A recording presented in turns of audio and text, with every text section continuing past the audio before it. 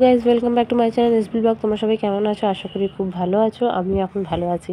তো তোমাদের সাথে আমার ছেলের ছোট্ট একটা স্যাড স্টোরি শেয়ার করতে এসেছি।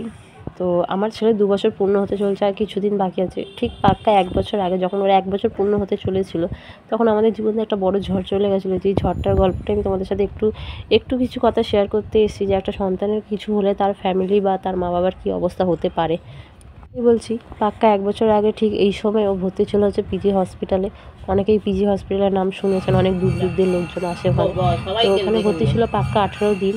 অনেক যুদ্ধ, 18 দিনের যুদ্ধ করে আমার ছেলেকে সুস্থ করে বাড়ি ফিরিয়ে এনেছিলাম। তার আগে অনেক কিছুই হয়েছিল হচ্ছে ওর একটা ইউরিনে ইনফেকশন জিনিসটা যে বাচ্চার হয়, আমাদের ফ্যামিলি ডক্টর বলছে এইটুকু বাচ্চা তো হওয়ারই কথা না, বাট হয়েছিল। আমার শ্বশুরের হয়েছিল, তারপর আমার ছেলের হয়েছিল। জানি না ওর হাত রেখেছিল কী করেছিল আমি জানি না, বাট কোনোভাবে আমার ছেলের হয়ে গেছিলো। ওই হাগিসও ইউজ করতো না, বেশি কিছু ইউজ করতো না, হাগিসটাকে ইউজ করাতাম না, বাট তাও ওর এরকম একটা হয়েছিল।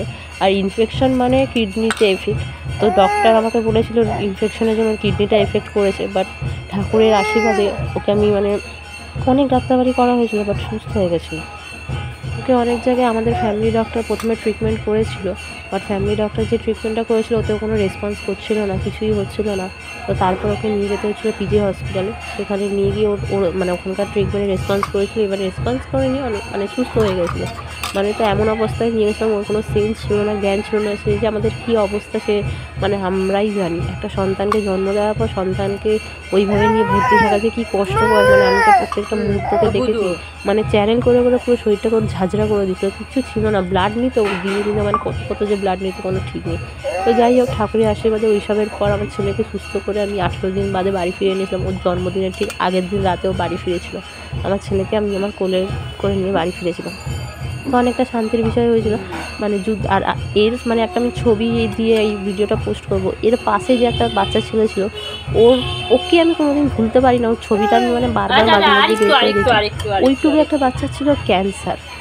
আমি আমার ছেলের কথা তো বলছি, বাট আমি ওই বাচ্চাটাকে আমি ভুলতে পারি না। জানি না ও কেমন আছে, আশা করি ঠাকুরকে কাছে যাতে ও সুস্থ থাকুক, ও ভালো থাকুক। ওই বাচ্চাটাকে আমি কোনোভাবেই ভুলতে পারি না। আজ 1 বছর বয়স, 1 বছর জন্মদিন ওর হসপিটালে আমরা সবাই মিলে পালন করেছিলাম।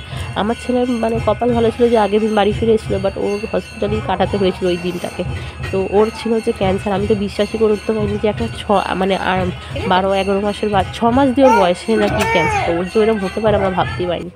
তো যাই হোক, ঠাকুর ওকে সুস্থ রাখুক। আমার সন্তানকে তোমরা সবাই আশীর্বাদ করো যাতে সুস্থ থাকে। এই জন্মদিনটা আশা করি ঠাকুরকে ডেকে ভালো কাটে, আর আগামী পর্বে যাতে কোনো উল্টোপাল্টা কোনো রোগ না হয়।